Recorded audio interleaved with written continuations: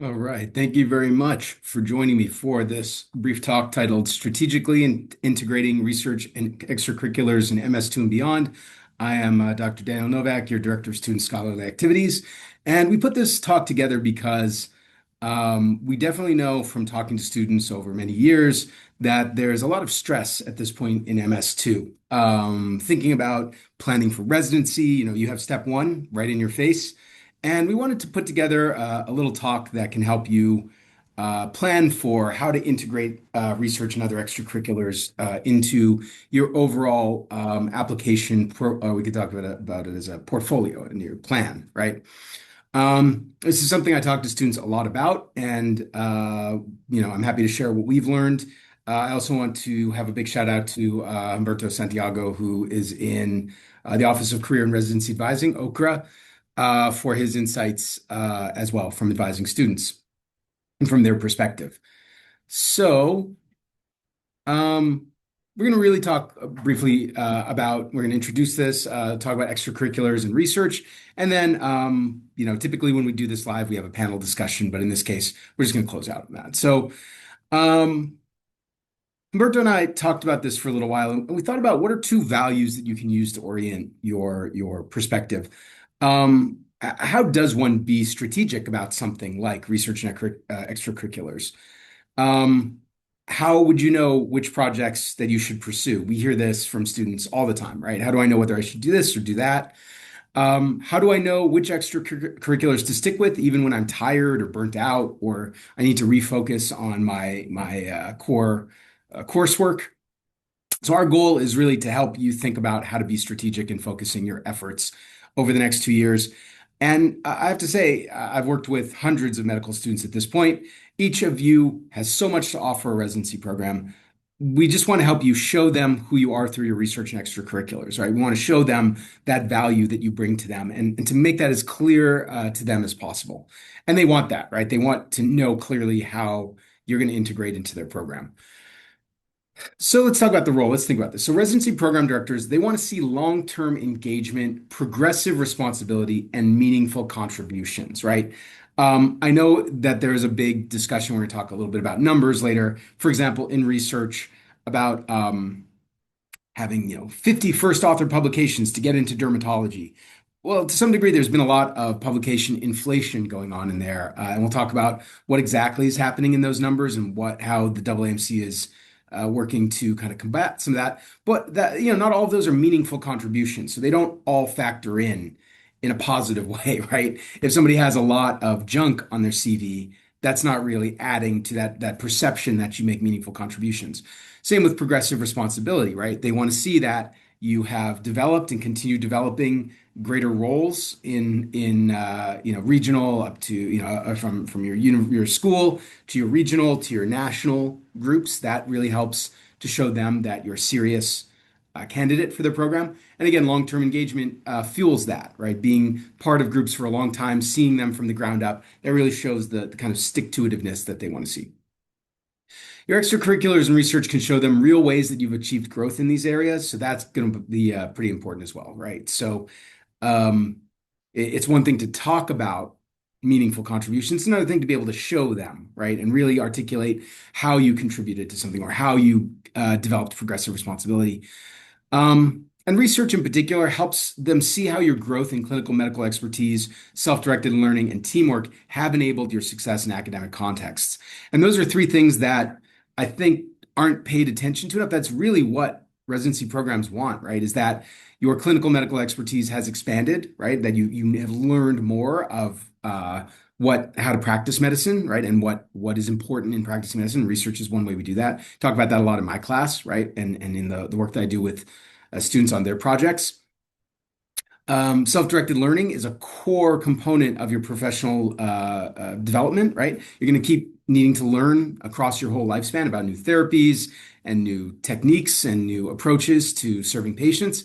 And they want to know, can your research show them that you're capable of engaging in that kind of self-direction, right? And same with teamwork, right? I think the idea of the doctor being a solo practitioner is not really the case anymore. It's an integrated medical system with lots of complex moving parts. And being able to show that you're a good teammate, right? That you've worked with people on complex projects to get things done will help show them that you're a good candidate. And extracurriculars, I think, as Umberto would share, is show them how you have spent your time in our communities and outside contexts because they want you to be the same ethical, good person in clinic as you are out of clinic. And that's a really important point. And that brings us to authenticity and vulnerability, right? How does one align things, all of these different things you're doing, right? These individual activities into a strategy. Well, authenticity and vulnerability serve as the grounding values for that strategy, right? Authenticity is when your actions and words align and when you show your values. And the reason that shows them what's important to you, how you spend your time, which is the most valuable thing you have, even more valuable than money, is how you allocate your time on different projects, who you work with, right? The strength of your colleagues reflects well on you, and how you work with others and teams really shows them that you are a person who is reliable, who has all of the values that you want to show them. And we talk about that as like social validity, right? If you start something, can you finish it? That's a big deal, right? Not now. I am certainly a person who believes in cutting rope when you are cutting bait. When you have found a project that is not going to be successful, just don't bother trying to drag something over the finish line that's not worth it. But making sure that you can finish projects, right? That you can show final components. Um, Vulnerability is a second item. And I think it's also sounds a little maybe corny, but I think it actually, when you think about it, it's quite important. And we talked about this a lot. Um, the idea is that vulnerability is your willingness to drop your mask, right? To look in the mirror, assess your strengths and your areas for growth. And residencies really want to see that, right? Because that means you're going to be a good partner in their program. You're going to be a good, a person who is a good clinician for their patients. You're going to be the right kind of doctor that their program wants to produce. Um, so you're going to want your extracurriculars and also your research to answer the questions: how did your experiences with projects and extracurriculars impact your growth as a professional? How did your experiences help you understand and work on your strengths and areas for growth? And what did you do when you needed help accomplishing these goals? They will almost definitely, someone will ask you about tell me a time when you needed help. What did you do? They don't want people who grin and bear it and just don't ask for help and go continue making mistakes on their own, right? They want people who are going to be able to be introspective, vulnerable. I got this wrong. Can you help me think about how I can do this right? And when you talk to senior physicians, I talk to folks like this all the time. They're very open about mistakes they've made in the past and how those mistakes informed the changes they needed to make to themselves in the future. That's vulnerability. And that's as true in any of your extracurriculars as it is in your research. So these are your twin lodestars. These are the components that you're going to need to keep an eye out for in order to determine how to align your stuff in the future. So how do authenticity and vulnerability help your application? Well, program directors and residencies are increasingly looking for signs of authenticity and vulnerability because they can be indicators of good performers and good character. Program directors don't know you, so they need to get a sense of your authentic self from just like a screen of information, right? Your CV, your personal statement, your letters of rec, all of these things. They don't know anything about you, so you need to be able to show them who you are. And things like anesthesiology, plastic surgery, neurosurgery now ask questions that require some thought and introspection on top of your personal statement because they want to understand you as a person and try to reduce, in some ways, the level of toxicity of the people that they're integrating into their programs.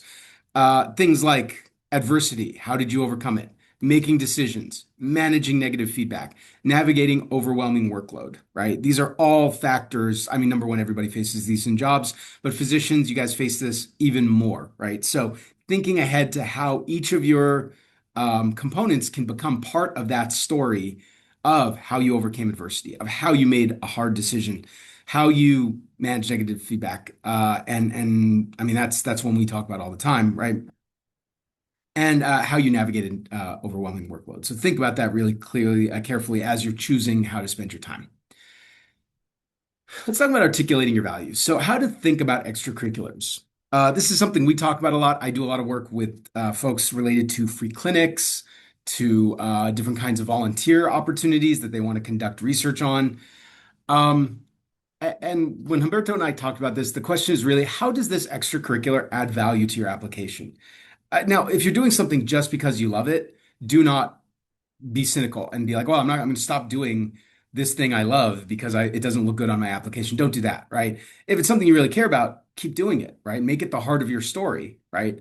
Um, but always ask, how does this help tell your story? How does this item improve the sense of who you are for other people who are looking in from the outside, right? How are the things that you're doing in MS2 and MS3 helping to tell your story?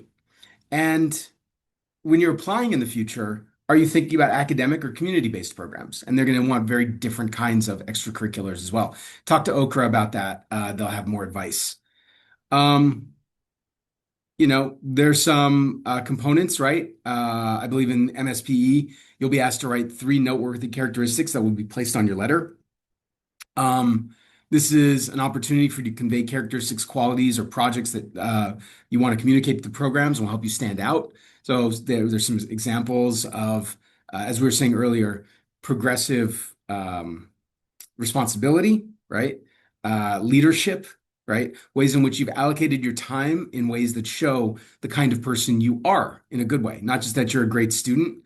It's not that anybody can pass these tests. It's just that that's not enough, right? You have to be able to pass all the tests and also be a person that we want to entrust other people's lives to. And, I always tell you guys, I'm hashtag not that kind of doctor, I'm not a physician. Nobody entrusts me with their life. But I will say, as a patient, I do want to know that the person was vetted for something about who they are, like that, right? So you can talk about your top 10 meaningful experiences. I think you can, work with Okra to help make sure that your top 10 experiences are really sharp. They contributed or advanced medicine, right? Or they can be research opportunities, but also ways which you contributed to the community or advanced the School of Medicine's mission and values, whether it be education or community based.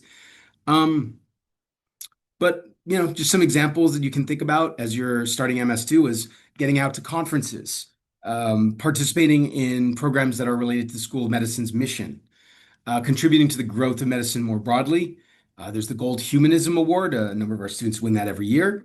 And their achievements in hobbies, they actually do take hobbies into account. Like, you want to think about how that hobby, again, underscores something about you, right? Or something about your story that's going to advance their interest.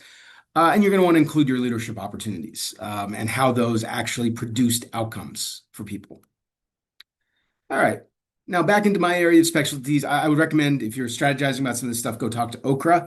Those folks there advise students all the time, and they do a great job. So please see them and utilize those resources. We're going to talk about strategizing about research. So I show this scary graph from 2022 that shows by specialty the number of abstracts, presentations, and publications that matched applicants in the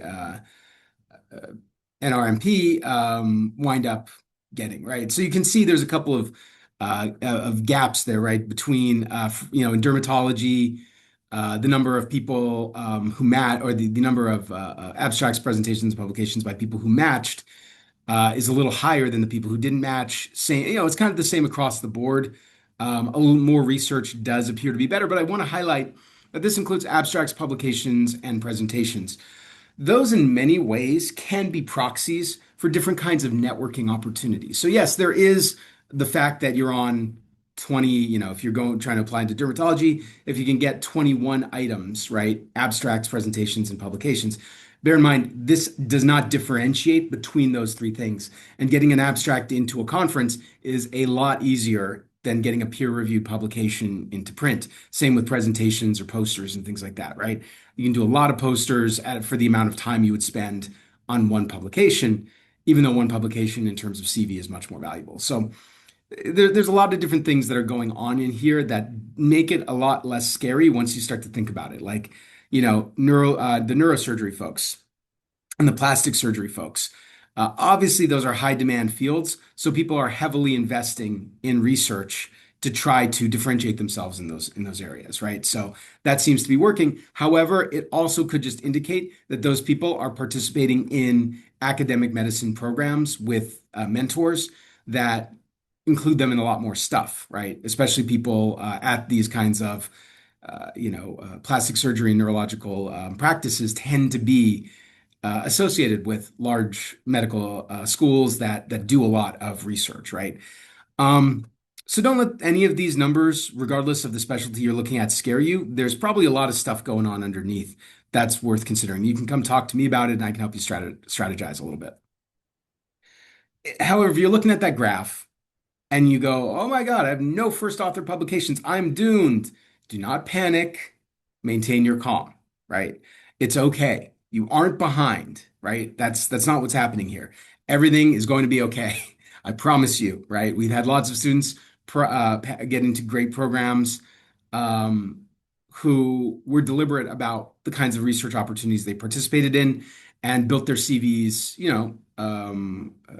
by being strategic and focusing on their interests rather than trying to just grab a bunch of random stuff and get it on their CV. That is actually counterproductive. We've had that be a huge problem in the past when students overcorrect, right? And they just start grabbing random. They're on every time I see the student, they're on every project. They're always starting up new projects. I don't recommend doing that. I think being strategic is more important, and that will help you deal with some of these things, some of these the research arms race a little more effectively. But let's talk about this year by year, right? So right now you're in year two, right? MS2 is hard. Step one is right in your face, right? There's a lot of studying to do. You're gonna have a dedicated period that you're gonna have to go through, and really, realistically, you should be studying right now. However, research is one of the few things that you can do that one gives you a break from your Anki deck, and two continues your career development while doing something voluntary, right? Something that you get to choose. I would also say that in MS2, focus really hard on networking, right? I mean, don't do it to the exclusion of your coursework, but go to conferences, go meet people, go to talks, go, drive into LA when people in your specialty of interest, when those groups are meeting and talk to them. Um, um, those are really essential components. And what some of my colleagues who study match rates have said is that it's really there's a social network effect, right? So by be working with people that you meet now, right, on projects in the near future, that helps you get socially validated, right, by other people in residency programs that you might apply to later. Again, go to regional conferences and professional meetings within attendance rules. Don't miss class for that. Contact mentors to work on Trinetics projects. I know I never shut up about Trinetics, but this is a great way to use it to start developing those relationships with people in specialties that maybe aren't reflected here. Start to define your professional identity, right? Start to think about who you are and what kind of physician you want to be. And that will set you up really nicely for third year. Now, third year is rough, and each rotation has a shelf at the end of it that's really challenging, right? That doesn't mean you have to stop your research productivity. I do know for sure that third years in some ways can be the most productive students. But I do want to note that anything you want to publish should be submitted to a journal by around April of MS3 in order for it to have even a shot of being in print by the time your applications go out. Um, Peer review is an incredibly time-consuming process. So I just want to make you aware of that if you think you're just going to submit your article and you're good, like that's not going to happen. It has to go out for review. Some journals have 2 week requirements, so there can be at least 2 weeks while it gets reviewed, and then the editors have to review it again. Other journals, there's one that I just, physician here at UCR and I just got into print that spent 6 months in peer review before we finally got feedback. And I think our overall time frame on that one was like 2 years. So it can take a long time, and it's not necessarily working on your timetable. So try to get that in, get anything you want submitted, completed by April. One thing I can do to help you out at least is third years can request 2 2-week blocks, 2 times 2-week blocks. as scholarly activities electives. I can't give you more than 4 weeks in the year, but you can take two of them to work on projects and try to get them done. You will have to meet with me. There's a whole process for it. You can't just say, I'm going to do a scholarly activities elective and then go off and do whatever you want. You have to meet with me to determine that it's number one, safe, and number two, a good use of your time before I'll sponsor it. But we can give you that. I don't have a limit to the number of students who can do them at one time, but I do have to approve them and have to see you. It does require a product of some sort, either a poster, an abstract, paper, presentation, video, website, all sorts of different things people have done in the past. And I'll help you strategize for what's going to be of most value to you long term. And it's a good way to wrap up any outstanding projects from second year, or get started on something in third year, or work on your health system science project. All that kind of stuff can be a good use of your time. Now, fourth year starts slow because you're coming out of your clinicals and you're like, oh man, I just got some sub-Is and I got a fun year planned out, right? But then it gets crazy during interview season and it slows down again. This is a good time to start wrapping up your major projects and get them submitted by August if you can. You can have projects that are, in review and things like that that you can list on your residency application, and incomplete projects that you can talk about as well. But generally, you want to have everything ready by August.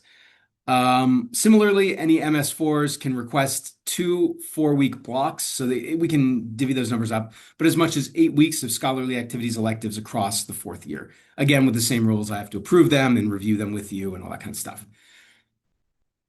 But let's talk about this because as we're kind of wrapping up, let's talk about balancing quality and quantity, how your achievements help tell your story, right? You can show basically the main thing you want to do is that all of your achievements, publications, awards, all of the stuff that the trophies you get on your CV, these traits tell a program. You can show them the traits that you have by telling the story that aligns with your goals. And a CV that is disembodied is just a disembodied like factual list of events and achievements. You can look at this happens all the time when I'm hiring people or on hiring committees. I look at a person's CV. Everybody seems impressive, and you have no idea what this person is actually like, or what they've really worked on, or what they've been ninth author on versus first author, right? Where their leadership and where their priorities are. So a personal statement is the story that makes and this is true of any job you're ever going to apply for. A personal statement makes that CV real for the reviewer. It tells the story of what those specific factual events mean, right? And you want to try to curate your activities to clearly communicate that story in your personal statement, but also in your CV so that when people look at it, they get a really strong sense of who you are. I'm going to use an old example from an old movie here. There's a movie called Edward Scissorhands. It was one of the first movies I think I saw in the theater, so it must be ancient to you all by now. But in Edward Scissorhands, there's a guy, they show this guy in his backyard. Edward Scissorhands has scissors for hands, so he's really good at cutting stuff, right? This guy, this normal guy in front of us, is in his backyard trimming his hedges, and it doesn't look like it. You can see it's like a jungle back there, right? It does not look great. This all takes place in Southern California, so a lot of this environment should look familiar to you. Meanwhile, Edward Scissorhands, who you want to be, is able to use his pruning abilities to make topiaries, right? So you want your CV not to be a wild jungle of nonsense like on the left. You want your CV to be a really nice, curated topiary, like Mr. Edward Scissorhands here has produced. So now I want to go back and watch that movie again. But in any case, bear in mind, you want to make sure that you're curating things very carefully and you're not just grabbing stuff willy-nilly and trying to burn yourself out, building a crazy CV. I talk to students about this all the time. How do I know if I should launch my own project? Well, building on what we just talked about a moment ago, many students want to lift up their own projects, and I just want you to be aware that it can be a heavy lift. Human subjects approvals can take a minimum of 3 to 6 months to complete, even for simple projects like surveys, and these are non-negotiable. It's not like the university is trying to get in your way or prevent you from working on stuff. Other institutions, human subjects approvals also need to be negotiated here, right? So even if you're like, well, I'm just working on a project, somebody over at Cedars-Sinai has invited me to work on it, no big deal. It can be a very big deal, and it can be a lawsuit level big deal. So we want to make sure that you are all in good shape with your human subjects approvals.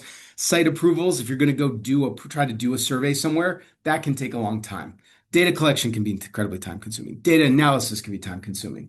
Writing and rewriting a manuscript can be incredibly time consuming. Peer review and publication can take a long time. So you want to start planning early if you're going to try to lift your own project and make sure that it's something that you're really, really, really passionate about. If it's just like, well, I'm interested. I saw this thing in my lace site. I'm going to go ask 12 people and do a survey of the people at that lace site, what they think. Number one, nobody's going to publish it. But number two, you're going to spend so much of your time lifting that project that you might as well invest that time in other things that you might do. So come see me. It is a requirement that you come see me before you try to start a project. And we'll have to talk about who's going to be your faculty mentor, who's going to oversee it, and all that kind of stuff. So do not do this without first coming to see me. But volunteering in research projects can add a lot of value if they're authentically aligned with your story goals and program choice. So here is a program that Dr. Osei and was at the time MS2 and MS3 Shamia Banihani created. She's now a pediatric anesthesiology resident at Stanford. Um, they developed a whole project related to chronic illness and parenting. And we eventually got a paper out of it and all sorts of stuff that was really, really impressive. But it was, born out of her passion, out of her interests, her work with Dr. Osei, a great mentor. And she had to invest a lot of time in it. However, when she was talking to her program directors, when she was being interviewed, um, they were impressed by the authenticity of her story, that she was actually interested in this. And this was not just like some power play to try to get into Stanford, right? It was really that she cared about these people and about this issue. And I'm going to advocate or say that that should be the level of care that you bring to these kinds of projects as you're building out your career. Um, I know this video is being recorded asynchronously, but let's talk about some questions, some things you might want to talk about. How relevant is free clinic service to my residency application? Not very. Most people do it, right? It's not that rare. Free clinic service is relatively low investment, right? If you were leading the free clinic or had a leadership role, that can help, but maybe not. I'm on one of the free clinic committees, and generally, we don't it's program by program, but may or may not contribute that much. Outside of research, what else can I include on my residency application? There's a whole range of things. Please go see Okra to talk about all the different ways that you can integrate things you might already be doing into your application. Other than publishing papers, what should I be doing to boost my scholarly profile? Absolutely start going to conferences. Come see me if you want to start up Trinetics projects and things like that, that we can help get you into the room with people so that you can start meeting them. And if you don't have anything started right now, go to a conference and start meeting people and see what they're working on and see if we can't develop something based on that. How long does it really take to get a paper published? People ask me like I'm like joking about it, but no, it can take a year minimum in some cases. It can go a little faster on other times, but if you have to do any major reworking of your paper following review, it can take a very long time. It's not like, oh, I just wrote this thing and they're going to publish it for me. No, that's the nature of scientific peer review, is it requires somebody else to really think about what you wrote and determine, does it merit being added to the scholarly record forever? That's something people also don't consider is if you slap out a trash paper and get it through peer review somehow, your name gets attached to that till the end of time, right? So you want to make sure that every paper you produce is a good quality one. And if that takes a little more time, that takes a little more time. What if my project is going to take longer than 4 years? Well, you can come talk to me about it and we'll see if we can break out parts of it. Then maybe you can get some submitted to a conference sooner or things like that, maybe don't quite fit the 4-year med school timeline while you're trying to do all of these other things. But we can try to help get some things launched that will show up and allow you to talk about them during your interviews. So, thank you very much for dropping in on this. Again, I believe in the power of important, well-conceived scholarship. I think it's really, really, really important for you guys to learn how to be strategic about what kinds of projects you take on, so your CV makes sense. This is something they tell all the people in PhD world as well. The only exceptions if you're like a methodological person, like I do a lot of methodological work, so like data analysis and things like that. So sometimes I'm on random projects. So if you read my CV, you'd be like, why are you on this project in special education? Well, I worked on them. I helped them develop the survey. I helped them launch the survey, do the data analysis, do the write up and the manuscript. So, it's not exactly in my main line of research, but it is something that I was able to directly contribute to. So you want to make sure that all of your CV sings with one voice. And please come see me or Okra, me and Okra, to help strategize for your career. It's been a pleasure. We'll catch up soon. Bye.